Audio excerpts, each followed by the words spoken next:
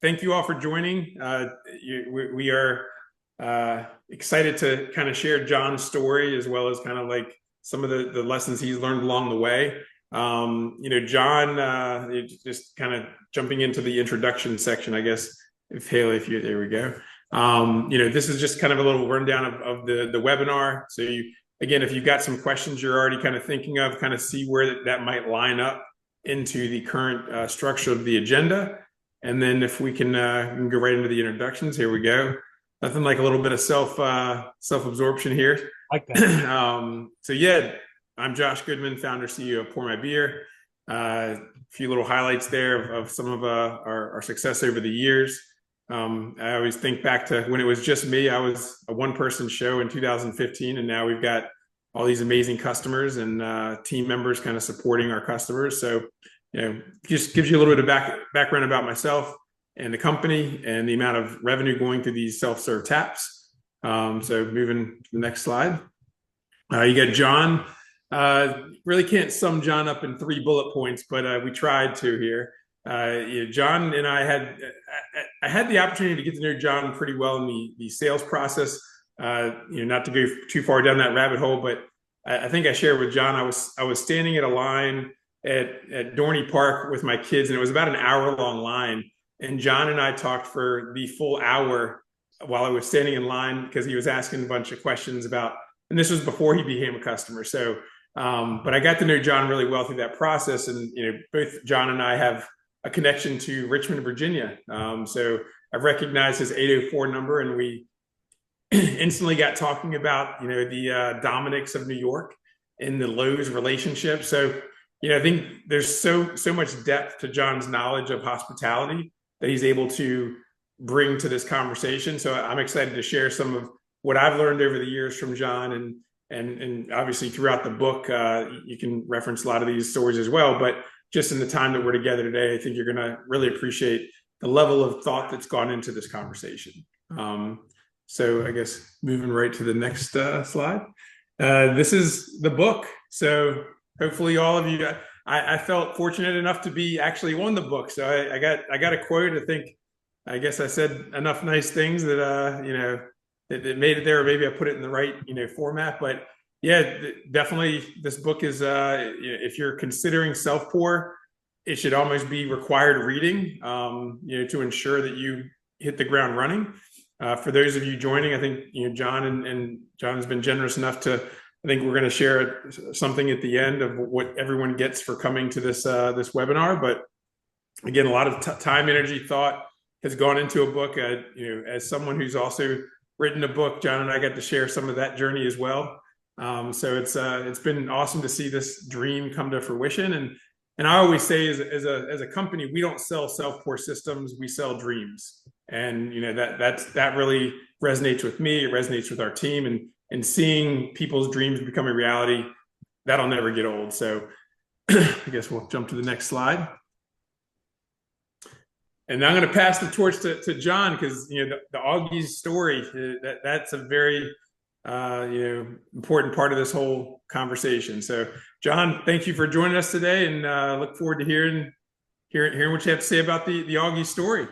Josh, I appreciate you taking the time and putting this all together. As you know, you saw that I recently wrote a book, and over the last 3 weeks or so, I've been doing a lot of interviews, all podcasts and things like that. And this is the first time that we're doing an event that I'm the most excited about, because it's all the same type of operators that I am. These are all operators, and if I'm not mistaken, most of these operators have not opened yet, or they're thinking about opening, or maybe some of them are even open already. But these are kind of my people. They're going down the same journey, or are in the same journey that I've been through. And that excites me, because this book was written specifically for them.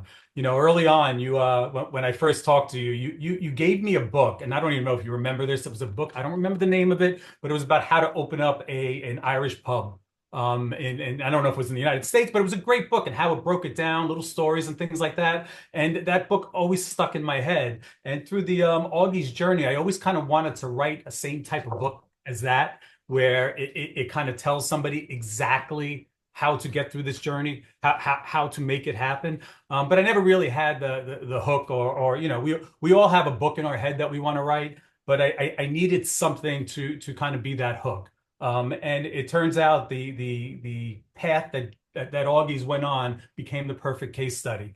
And just to kind of get you through that, maybe even give you a little bit of my story, so we can add a little foundation to this. I've been in the restaurant industry since I'm a child. My father was a street vendor in New York. His father was a street vendor in New York, and that's how we made money for our family. When I became 17 years old, I opened up my first street vending food trucks, way before food trucks were a thing. If you remember, in the late 80s, early 90s, food trucks were thought of as being roach coaches. And I kind of approached it a little differently in that I wanted to make a location in New York that was food truck that people went out of their way to come to.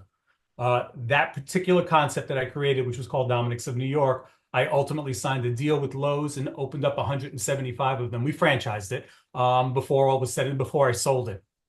Over the years, and I made a long story short, but over the years, I have consulted with, worked with, mentored, coached literally thousands of people, of operators, and I've developed dozens of concepts through the years. And it was a great run. Loved what I did, and you strive your entire life. You work hard, and I'm sure you're going through it now, Josh, as well. You work hard because you want to have that retirement at some point.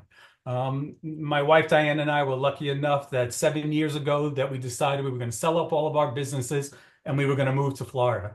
And we did that. We came down here, we live on a beach, it's beautiful. The problem is, that it's almost like be careful what you wish for. The journey to get to actually retirement to me was even more fun than the retirement. And we were incredibly bored. You can only have a vacation for so long. I was literally on this computer right here filling out an application to become an Uber driver because I was so bored. I went all the way down to, I mean, they still text me to this day when I'm going to start. When I said that to my wife, she put the kibosh on that real quick. She looked at me and said, let's just open up another restaurant. We were in St. Augustine. It's a busy, busy tourist town. At the time, I thought it was a vacation town. We'll get into that later on. But we decided we were going to open up something here. Didn't know what yet. We decided we were going to open up something. I kind of always have a bunch of concepts rolling around in my head that are just kind of looking for the right location to put it in. At the same time, my son-in-law, Corey, who's living here in Florida as well, future son-in-law, he was looking for an opportunity, looking to make a career change. So we got together and said, let's open up a restaurant somewhere in St. Augustine. We decided that we were going to open up on St. George Street, and it became obvious to me because I had seen it in a few other places that we were going to open up a SelfPour. There was nothing like that on St. George Street. It has 6 million pedestrians walking up and down that street a year. At the time, there wasn't a lot of kind of a demographics on where a SelfPour would work. I'm sure you have a lot more now, but at the time there were none. And I just looked outside and said, there's a lot of people, and I know a lot of people drink beer. We're going to open up a SelfPour place, and we're going to put it right on St. George Street. It took, and we'll talk more about this later on, it probably took us about 4 or 5 months to find a location. You never, ever, ever open up a restaurant or bar unless you find the right location. As awesome as your concept may be, it's not going to overcome a bad location. And if it does only because you're lucky, honestly. So we were going to wait, and we wanted to be on St. George Street. It took about 4 or 5 months, and a location did finally materialize. And 4 months after that, on October 10th, 2018, Augie's Draft Room opened. And what makes this whole story a great book is when we opened up Augie's Draft Room, the first day we did $612. October is a very slow month down here, and we didn't expect it to be busy, and we weren't busy the rest of that month. But November, it got busier, and December, it got really busy because December is the busiest month of the year here in St. Augustine, and we had days where we were passing $4,000. I thought that I found a unicorn in the restaurant industry, and what I mean by that is I've opened up a lot of concepts, and to have it hit it out of the park from day one, I can literally count on one hand with one finger how many times that's happened in my life.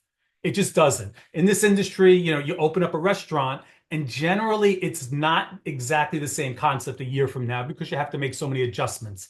As the people come in, you make adjustments to satisfy the customers that are coming in and out of your restaurant so that it can become the success you ultimately want it to be. But this one in December, it did fantastic.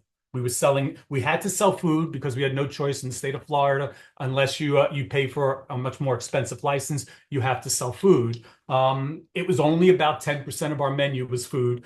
So it was really working out as well as I had hoped for. Then January came and the restaurant gods took a bat out and smacked me in the back of the head. It was as good as December was how bad January was. It made me rethink the entire. We had days where we weren't even breaking $100, and I'm sure you have a lot of operators over the years that have experienced that. It's like, what do you do now? The miscalculations became obvious to me over time, but at that time I realized we have a business that really did well during the busy times, but not so well during the off season, and me being the person that I am, that wasn't going to stand. I started looking at our business and I realized what hit me in the head more than anything was this simple miscalculation I made. St. Augustine is not a vacation town. We all think of it as a vacation town because vacationers go there. But what it really is a tourist town. And there's a fundamental difference between a tourist town and a vacation town in that in a tourist town, people aren't necessarily staying there.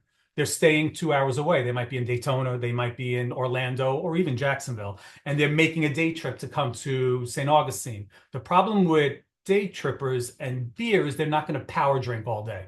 They're not going to sit there and drink and then kind of stumble to their hotel room. So we had so we weren't going to get those people that were going to give us a lot of money during the day, drink a lot during the day. The other part that when you have a tourist town is people don't necessarily make reservations when they come to a tourist town. They actually look at the tourist town as being a place where they'll figure out what they're going to eat when they get there. So these were obvious. Oh, I'm sorry. She actually wants me to switch these. Apologize about that. There you go. So we decided that at that point, it became obvious to me how we were going to fix this. I wanted to we needed to bring food. We needed to get more food into our restaurant. I found that there were lots of families that had nowhere to eat. They weren't making reservations, so it was taking them as long as 3 hours to get into the restaurants that were local. The only other quick service restaurants on the strip was a pizzeria and a taco shop. So it became clear to me, we started that we needed to start adding some food. Food is what I do. It's not a big deal for me to add food to a concept. So we started adding different types of food to see if food was right for it. And it obviously was showing that that this is what we needed to do. By March, I made the decision that we were going to basically put a quick service restaurant right in the middle of our bar. That sounds like a much more daunting task than it is. We already had a kitchen. I decided that we were going to go with hamburgers. At that point, because there was no other hamburger joint on St. George Street that exclusively sold hamburgers. At that point, I decided that I was going to go do the research. I must have eaten over the course of 2 months, 50 hamburgers. I went to Five Guys. I went to any hamburger place that you could imagine. I went to because I wasn't going to try to create this on my own. I wanted to go out there and find who's doing it best out in the marketplace. And I was just going to copy them, put my own twist on it, do the things that we needed to do to it, to make it more localized. And on July 1st, 6 months after we opened, which by the way, we only grossed about $200,000 over those 6 months, which was horrible. Couldn't even pay rent over those first 6 months, but it was expected. And I wasn't nervous. Again, this is what I do. I know how to make the tweaks to the business to make it make more money. After creating the hamburger portion of us, the QSR section of our restaurant, the next 6 months, we grossed $400,000. Fast forward to today, and we're doing $2 million a year. It was the absolute right decision to make for that restaurant. SelfPour is a phenomenal concept. It wasn't enough To this day, our self-pour portion of our business grosses between $600,000 and $700,000 a year, while the burger portion of our business does between $1.3 and $1.4 million a year. You know, we went a little bit further than that. We didn't just stop there. We actually started adding more to our business to make it more attractive for people to come into it.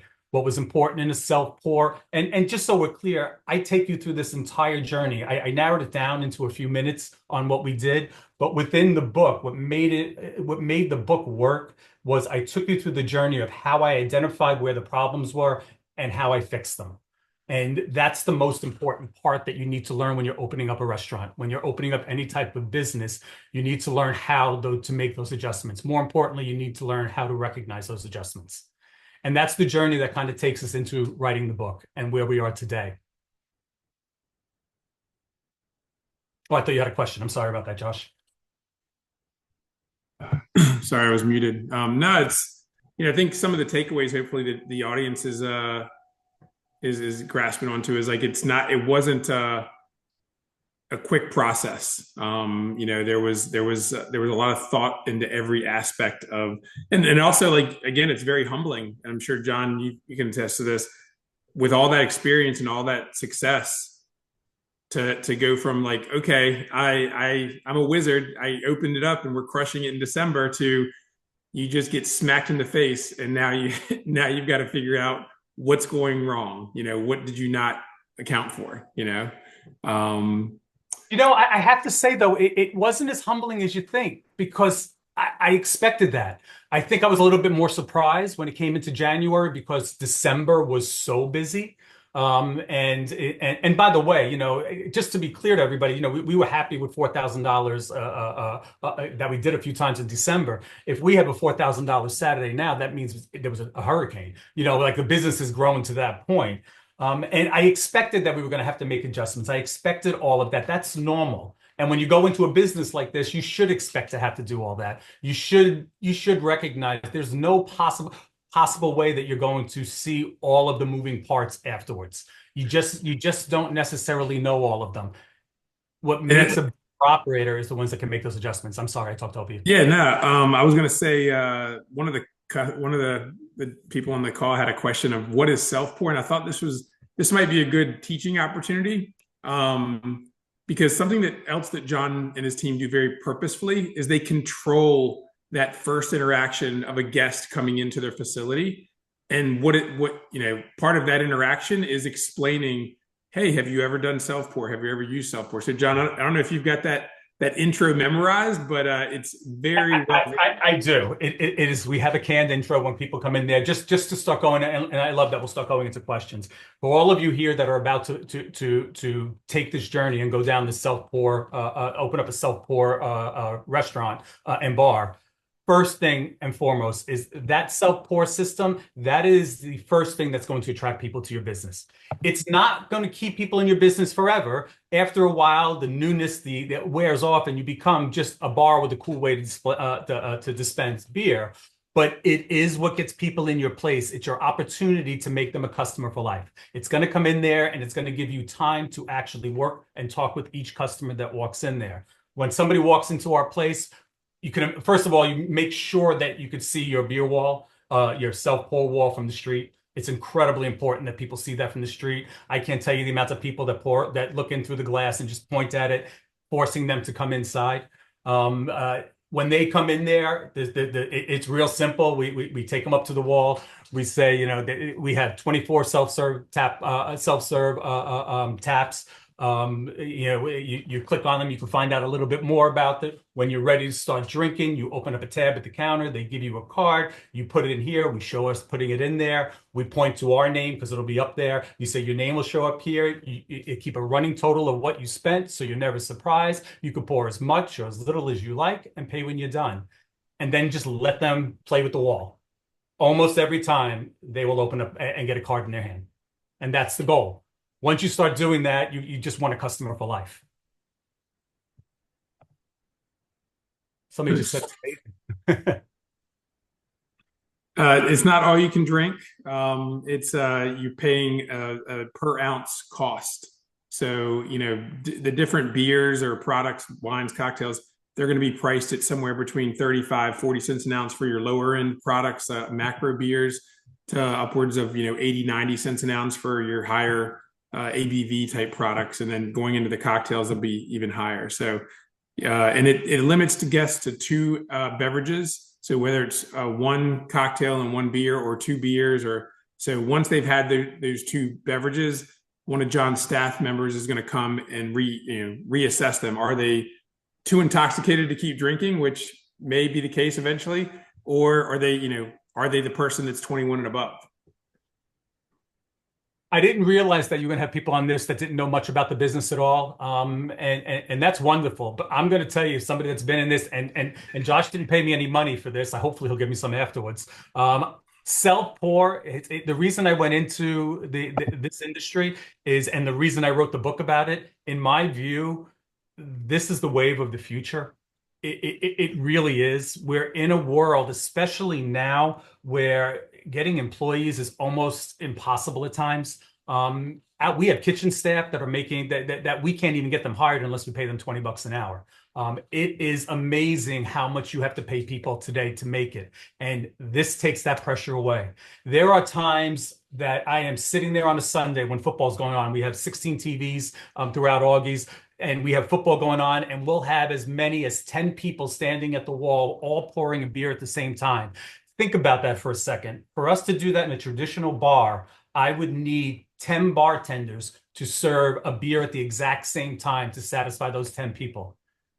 It's staggering. If you do it right, it's staggering the amount of money and the amount of beer that could go through the system. There are some huge bars up and down St. Augustine, and they said they have full bar menus. We don't. We just sell beer, wine, and seltzers. We sell more beer than any other bar on all of St. August Street, on all of St. George Street, and that's told to us by the beer distributors. That's staggering to think about. Somebody had asked the square footage. We're only in 2,000 square feet. Our kitchen is maybe 400 square feet, maybe. I don't even think it's that big. So in my view, this is the best new concept that's out there today. And your checks in the mail, John. Yeah, exactly. I'm expecting a check for that one, but I'm not lying. Actually, and I write that in the book. Within my book, when you get to the tail end of it, if this was 20 years ago and I was a little bit younger, if I was a lot younger, this concept is so simple, I would have franchised it. And I hate to call it simple. I'm calling it because the restaurant industry is not simple. The restaurant industry is difficult. It's a lot of hours. But when I say simple, I'm just comparing it to other restaurants that you would have to open. It's got a lower barrier of entry. It's easier to learn everything here than a full-fledged restaurant. And that's what I mean by simple. So please don't think I'm saying any restaurant is easy, but this is the one with the least with the least amount of barriers of entry to get into and to operate. I find it to be, and the amount of, when you're busy, the amount that you could gross in a restaurant like this is like nothing that I've ever seen. And I've been in this industry since before I could see over the counter. It's really amazing. And Josh, you've done a great job with it. Really. I wouldn't tell you that unless I believed it. No, I appreciate it. Well, in the spirit of moving to some of the slides that we have down the road that are, I think, going to land with a lot of our attendees here, I guess, trying to pick up where we left off. There we go, 2,000 square feet. That was something, I think when you're thinking about space, John, I'm sure how many spaces did you look at before you said, this is the one?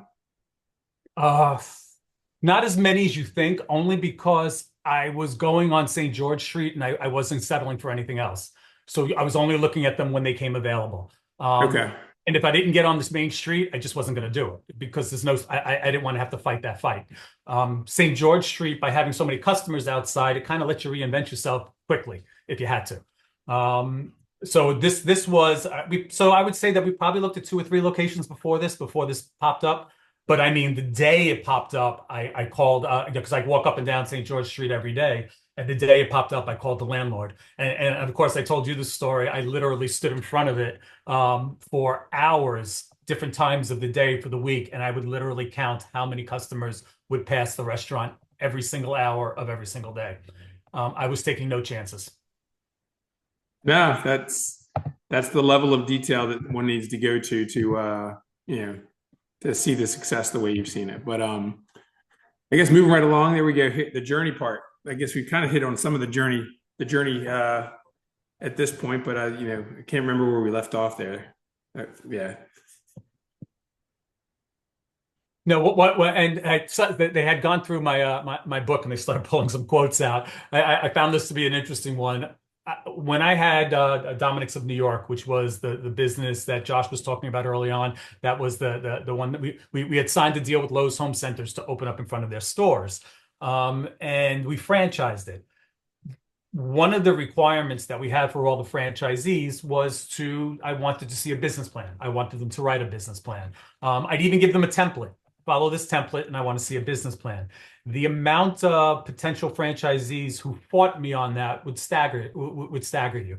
They say, we don't need a business plan. We know what we're going to do. We know the business plan itself, having it afterwards is not as important as the process in which you need to go, in the process to go through it, the process that makes you think about everything that you need to do. The process of creating the business plan is more important than the actual business plan itself.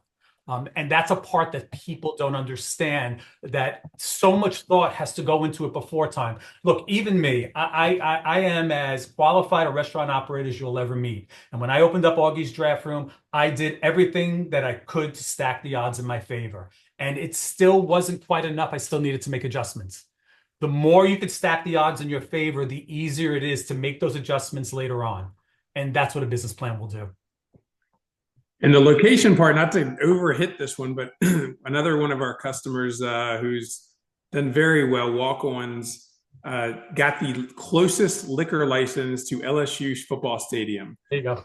So you can imagine the burgers were awful, the food was terrible, the service was, terrible, all of it.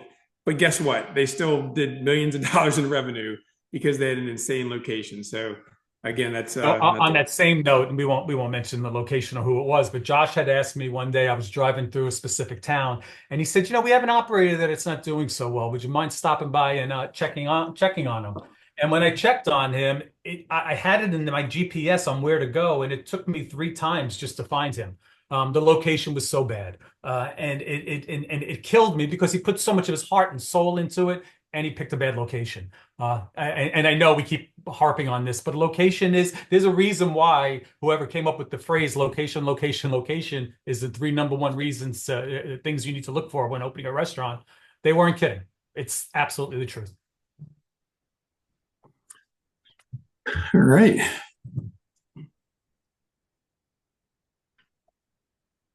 You want to answer some questions? Or you want me to go through this? There's no pending questions. Actually, there was one. I don't know if you saw the one. It was asking specifically about your switch to GoTab and how that's gone, and what. We don't use GoTab. Okay. We're on Toast. Okay. So and sorry, for those of you that, we didn't do that yet. But now that actually just not to get into the weeds of it, but GoTab has made some incredible strides in setting up the cards for the walls and things like that. That it's absolutely something we're going to look into in the new year. Okay. Now, the first question that you posted up on the screen is food versus no food. I probably, and you probably answered this, in all of your stores, locations that you have, and there's well over 500, I'm sure. Is it about a 50-50? What is it as far as food to non-food locations? Yeah, you know what? That's a good. No, I'd say it's more. I'd say 70% of our locations have food, maybe even 80. Okay. And I'm a big proponent of that. I don't believe that self-pour alone is enough for most locations. There are some of your operators that do a phenomenal job with self-pour only, but they pick the right locations. And that's why. Even the person that you just talked about, I think they were by LSU, you said, that's what you need. Food, people put way too much thought into how difficult food is. Doing food is a lot easier than one might think. It really is for self-pour, I'm talking. I'm not talking about for a high-end restaurant. I'm not talking about for something fancy. Self-pour, the food that basically we just put the equivalent of a Five Guys or in the middle of our restaurant.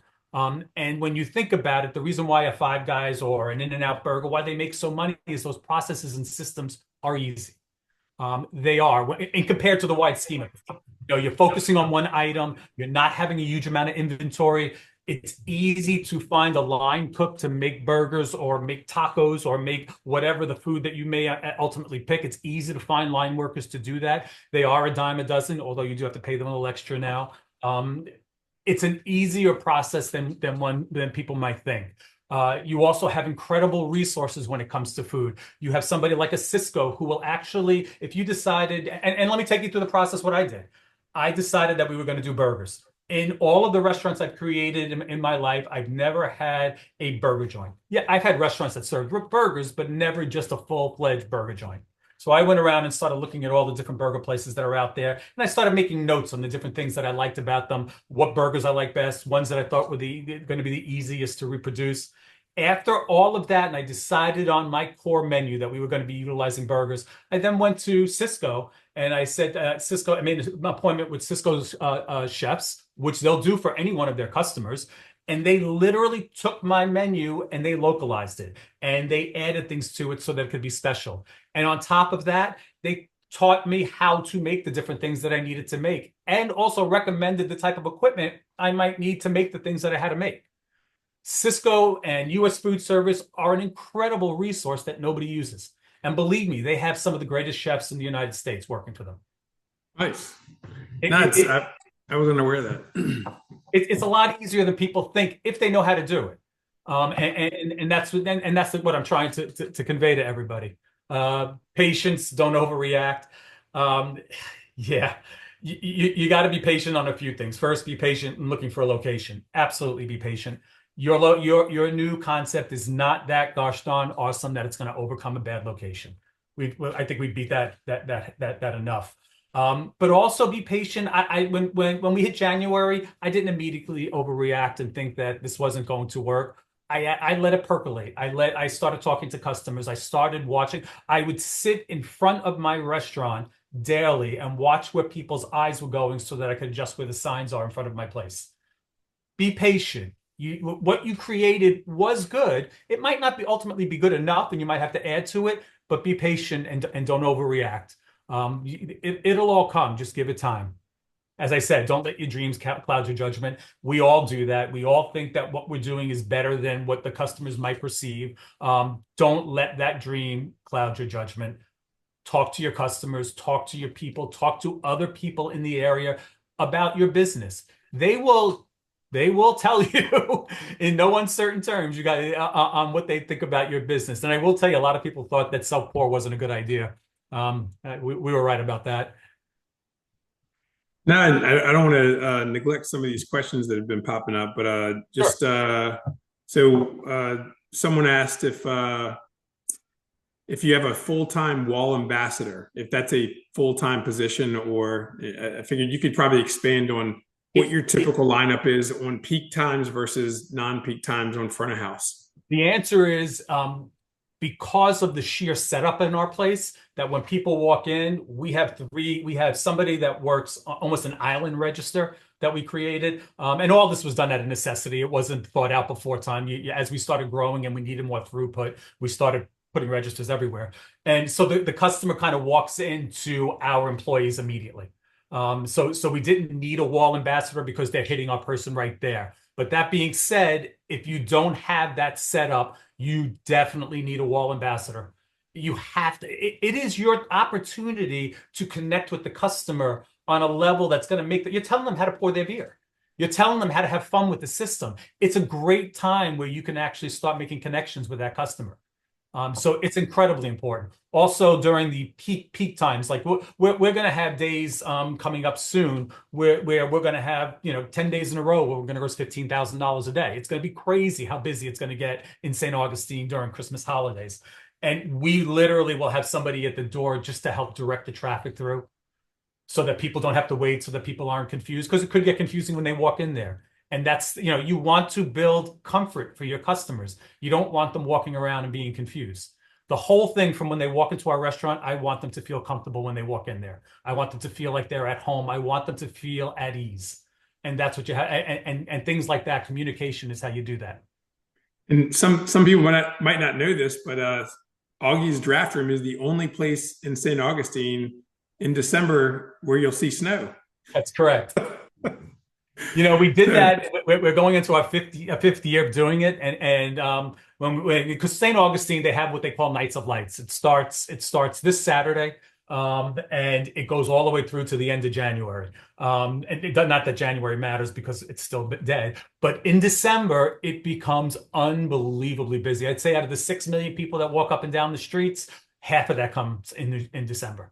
And our sales reflect it. It's absolutely amazing what we'll do sales wise. But one year, you know, so we decorated. If you walk into Augie's, even today, because we just finished our decorating, it looks like Christmas threw up inside there. I mean, it's just crazy. It's all over the place. We're not very big, so it really makes a splash. But outside every night, starting this Saturday at 7 o'clock for just 7 minutes, we will shoot snow off the roof. It's that phony snow machine that costs $79 on Amazon.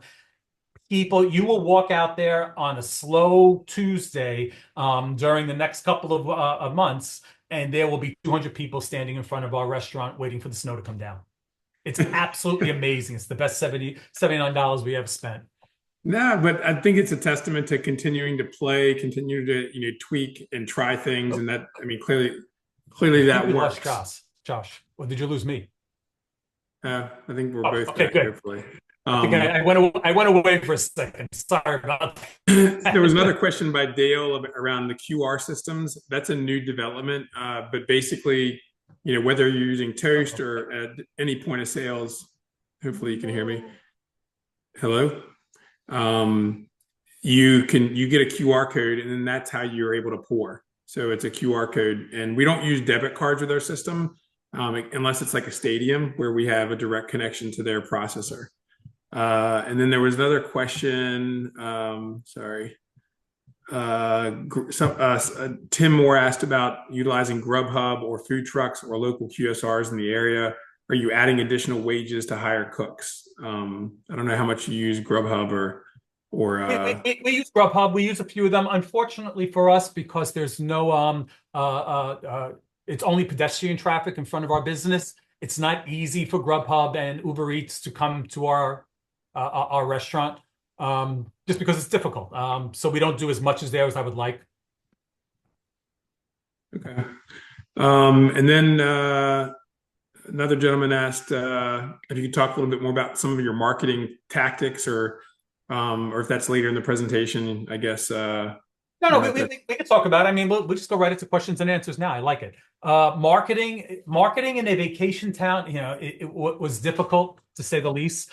And it because, you know, you can't just do general marketing on radio or mailers or anything like not that stuff works anymore anyway, because these are all people that are going to be coming to, you know, they're checking the internet. We found, and I'll get into that in 1 second.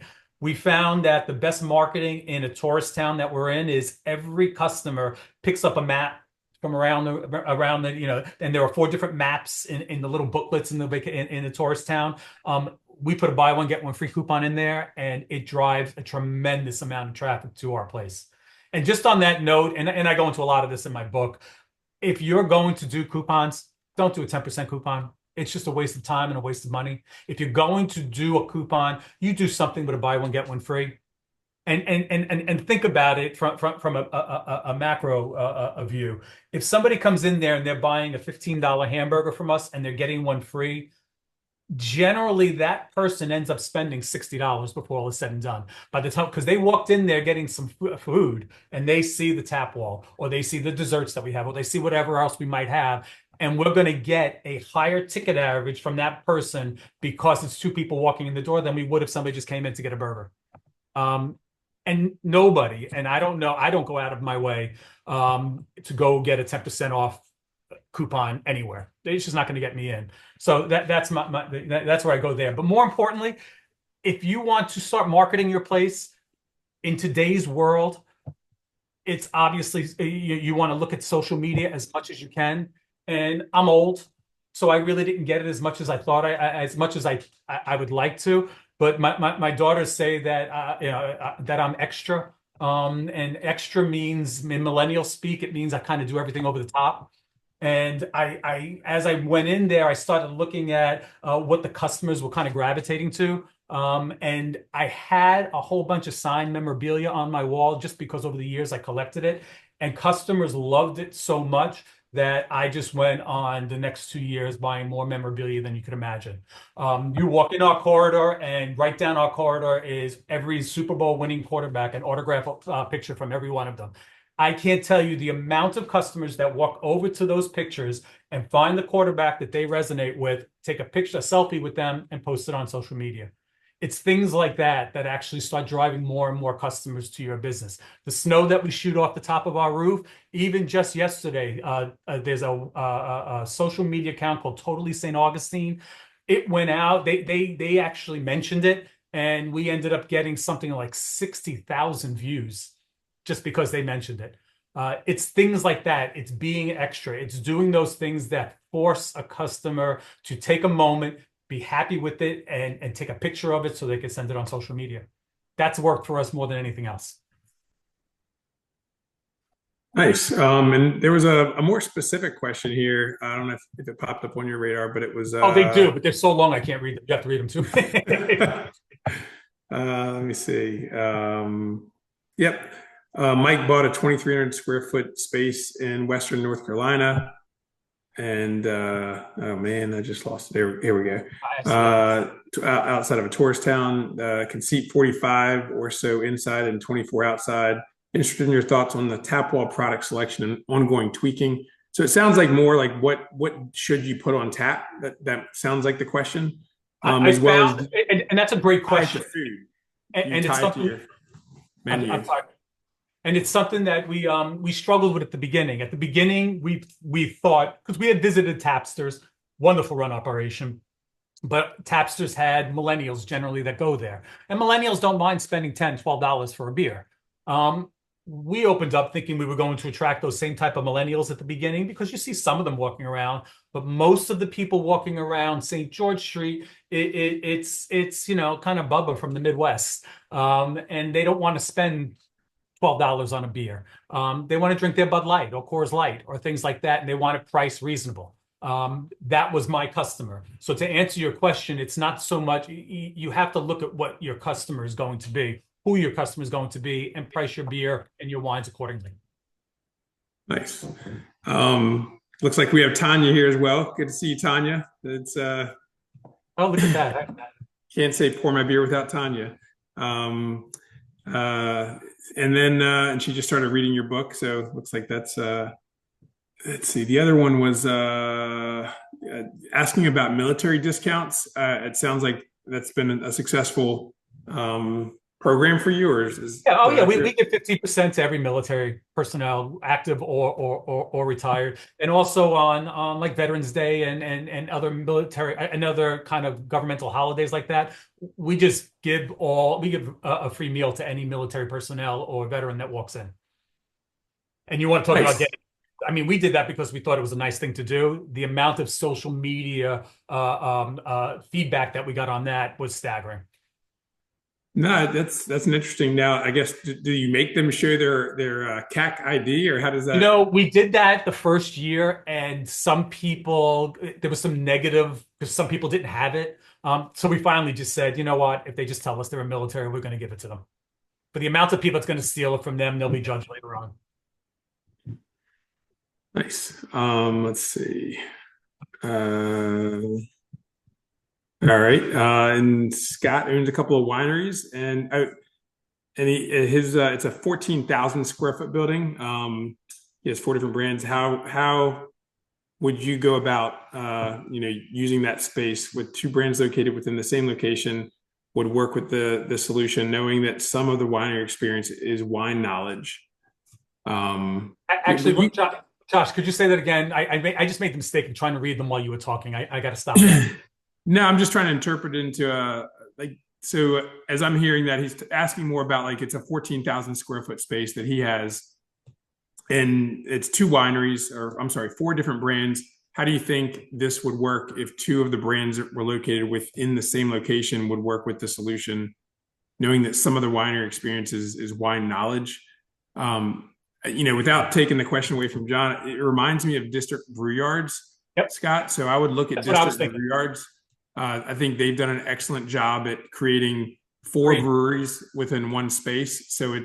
And they're very distinct differences. So when you approach, Burnt City Brewing, you see flames above you. When you go to Casa Humilda, you feel like you're in Mexico, and each wall has its own personality. It has its own wall ambassador, like John and I were talking about earlier, R&D, rob and duplicate. When someone's doing something well, in a nice way, not in a defamatory way, take what they're doing and apply it to your own business as well. I think that's I don't know if you have anything. And when you have something like 14,000 square feet to work with, give overriding reasons for people to come and stay there. That's the part where Augie's probably shined the most at the end of the day. One is we serve food, and we serve it quick, and we serve it hot, and we serve it fresh. That has to be your mainstay. That has to be the foundation of your business. We have a beer wall that's really super cool, and people can go up there and serve themselves, and all of that works in there incredibly. But we play football. We have sports. We decided that we were going to go down the sports bar route, and that has kept the people in our place. Quite honestly, the first, and we were talking earlier on, be patient. The first year that we started doing football, which was the first year we opened, it was Corey, my son-in-law, and I were literally the only two people watching the games on Sunday. That was it. It was just us. Fast forward to this past Sunday, and we grossed $11,000. You can't get into our place, and if you can't get a seat in our place if you don't get there by 12 o'clock. Football took a lot. People are set in their habits. They go to watch football where they go to watch football. It takes a while to kind of start changing their habits, and you keep at it. You will make that happen eventually. And John's a numbers guy, and someone asked how much the beer wall cost at Augie's, and it's kind of a multi-answer question, I would say, where it's like, there's the draft system, which we didn't at the time sell, but now we have a Department of Dispense, so we can support those needs. The technology, our system, and then I would say the plumbing and the build out of the physical wall. So I don't know if you wanted to try. And you also have the walk-in cooler. We were fortunate at Augie's that there were two walk-in coolers, although we had to replace all of the refrigerant and all of that on it. But we were fortunate that we at least had those two. It costs between upfitting the walk-in cooler and the trunk lines and the glycol unit. It costs us just under $100,000. But that was 6 years ago. I mean, I'm sure that has gone up since then. I'm sure it's gone up considerably. I couldn't tell you how much it costs today. Josh would be better to answer that than me. But I will suggest that I went with 24 taps. When we do our next renovation, and we will probably within the next year, I'm going to increase that. I'm going to double that. The reason I went with 24 was not because we were trying to save money. It's because when I was talking to all of the other restaurant owners and bar owners, they kept talking about, mind you, at this point in my career, I've never sold beer. So I tried to learn as much about it as I could. And a keg will go bad after 3 months. At least that's what everybody told me. We've never experienced that, because what we found out is when you have a self-pour system, even if you have expensive beer and people are only pouring $1 of it at a time, you'll never have a keg that'll last you that long. We don't have kegs that last us longer than a week, ever. A week is a long time. And someone had asked, and John, kind of answered it there as well, but what do you put on tap?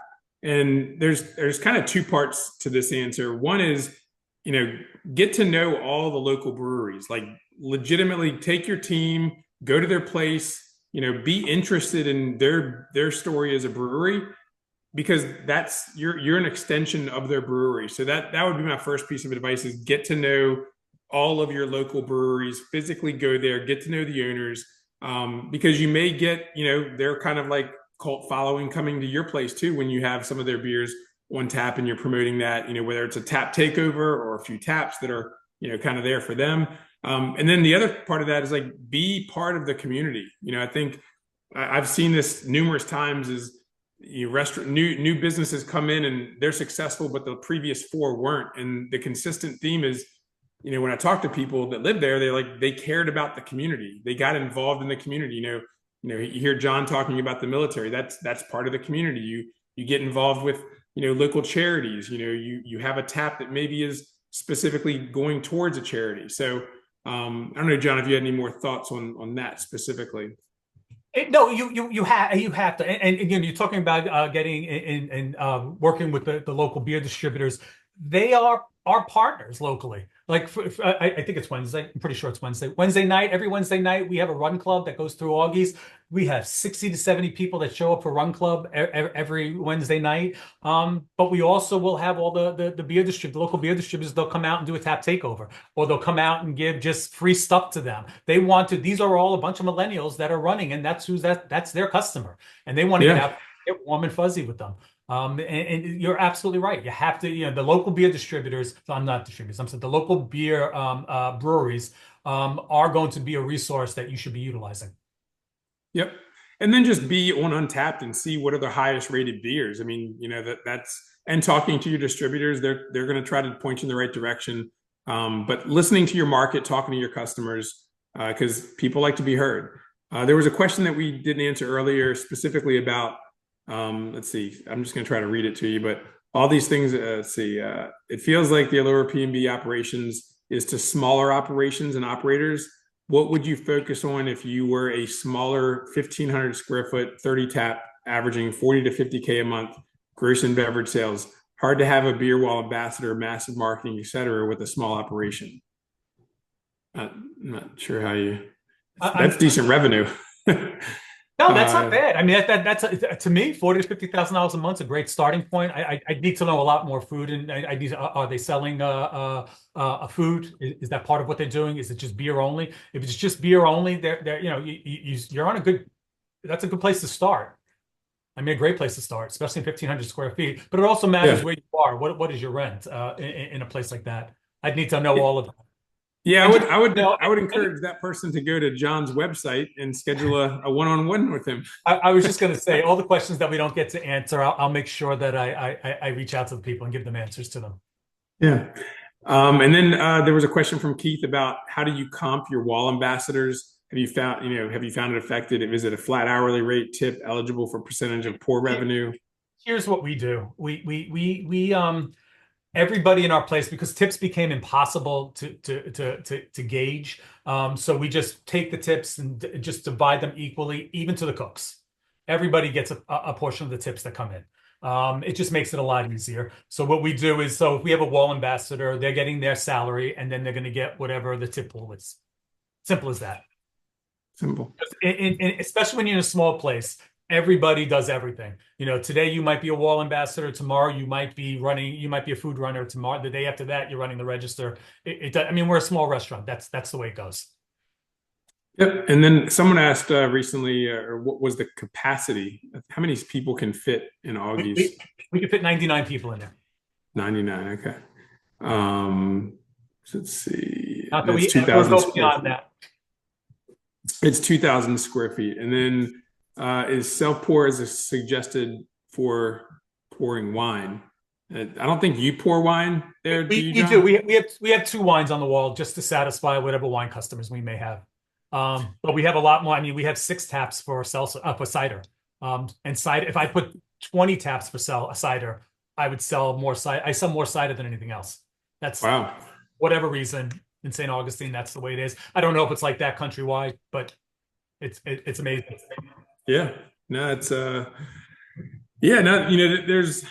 we could obviously continue to talk for another 30, 40 minutes, but I guess in sticking to the hour time frame, John, were there any kind of final thoughts or I guess from your perspective? I do have a few. First thing is, and I'm going to give you the absolute, in all of my years in this business, and I've worked with thousands of operators, and a lot of them were franchisees of mine. The one common cause for them to fail across the board, and this is important for everybody to understand, if your spouse doesn't completely understand and buy into what you're doing, you're going to fail.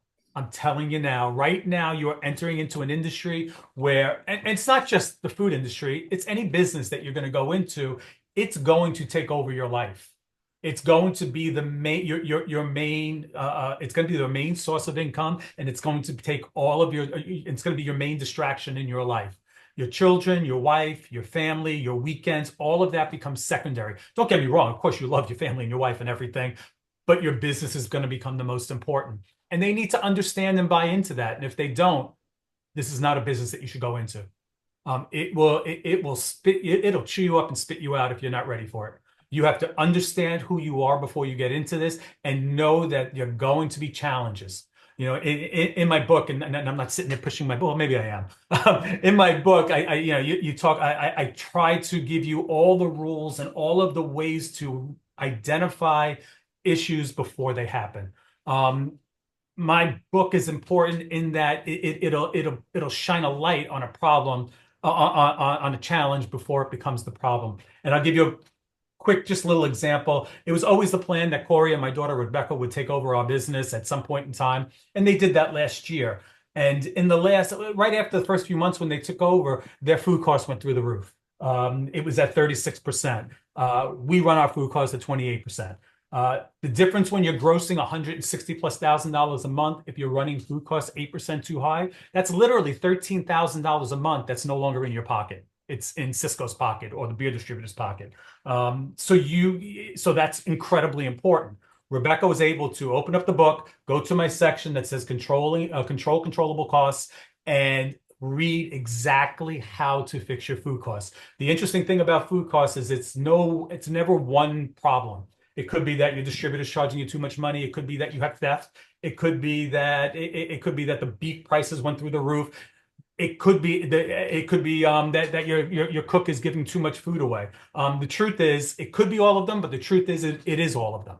You have to actually fix everything at one time to fix your food costs. And that's what's in my book, how to fix all of those problems the moment they happen so that you're not dealing with this month and month and month afterwards. So those are my biggest thing, and pick a good location.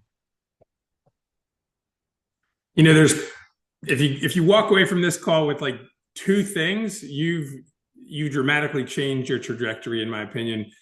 Something generous that John is offering everyone on this call is a digital copy of his book, I believe. Is that an accurate statement, John?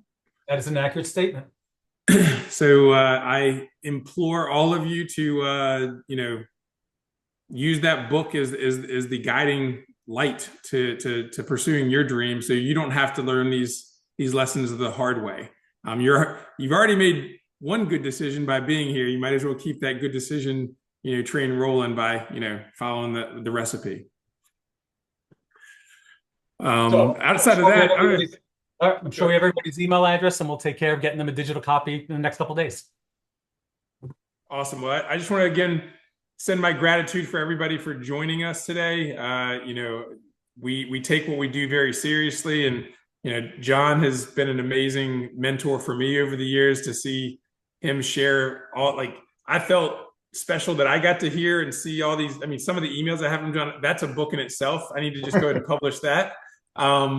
But yeah, I mean, I've read every one of those emails, some of them, dozens of times. So again, thank you, John, for spending your time with us today and putting all that energy into the book that everyone here will be able to enjoy as well.